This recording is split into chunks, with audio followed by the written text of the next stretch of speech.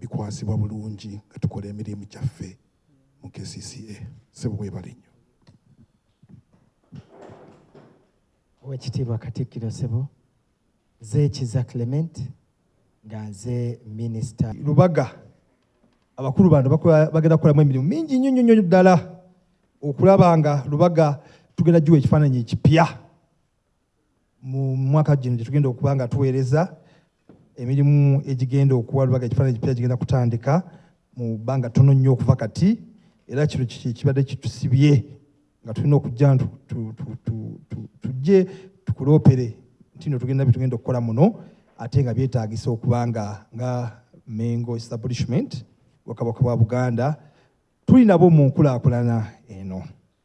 Okusinga ddala tulina ebifo bingi muno mu Lubaga ebitugatta ng'ebifo ebyo nkola omulimu gw'amaanyi nnyo ssebo Katikkiro bikuuma nga nkolagana muno n'abakungu ab'enjawulo okuba nga tulina empeereza ennungi mu ggomba lyaffe ng'ebifo bikwatagana ddala ne establishment yaffe Mengo nga omuli Ennyanja ya Kabaka tugenda okulongoosa omwezi ogujja, omuli amasiro g'Obwakabaka era amasiro g'abajjajjaffe Bakabaka Bassekabaka mwebase, omuli olubiri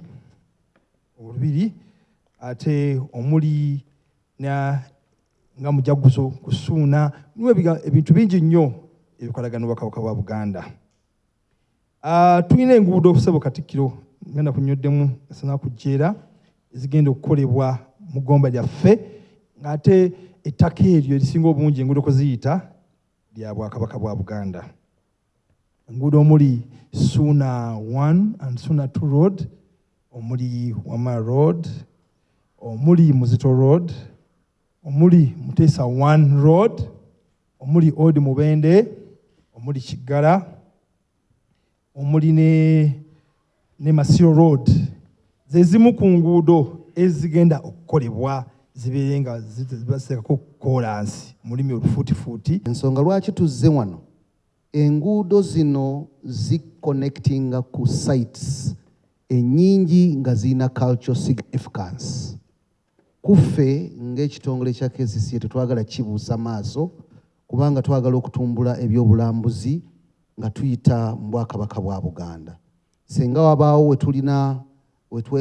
wetukoseza mu ngeri yonna cultural site twagala tweyambisa omukisa guno tukutegeeze abakulu obayambe bwe banaabanga bakola engagement ne sensitization tulabe nti tuyambagana mu kyo.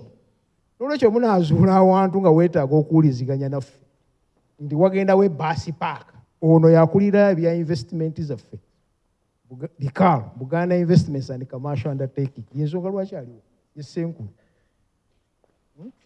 tutula wansi ne tuwuliziganya twazudde wano Obwakabaka bunaabeerawo butya nga n'enkulakulana eweeri. Ebyo tujja kuwuliziganya ebyo mbiwulidde enkola tuzirina.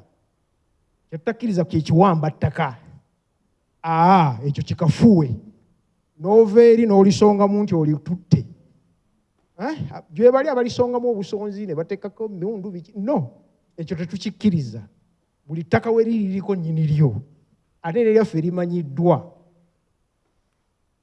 N'olwekyo tugamba tujja kutambula ffenna bwe muba mulyetaaze oli looya wuuyo Twaha avudde mu ofiisi ya Ssaabawolereza. Ensonga lwaki bali wano ono wa byabuwangwa, oli wuli wa local government, oli wuli wa byabulambuzi. Olaba nti ofiisi zonna ezikwatibwako ziri wano. Kaakati tulina enkola ebintu tugwamu bigwe bwe kinajja nga kyetaagisa nga mulirabye weeriri lyaffe nga ddene mulyagala tutuula ku mmeeza nga tuwuliziganya. Katonda omulungi ow'ekisa tubeere Mukama. Thank you for coming.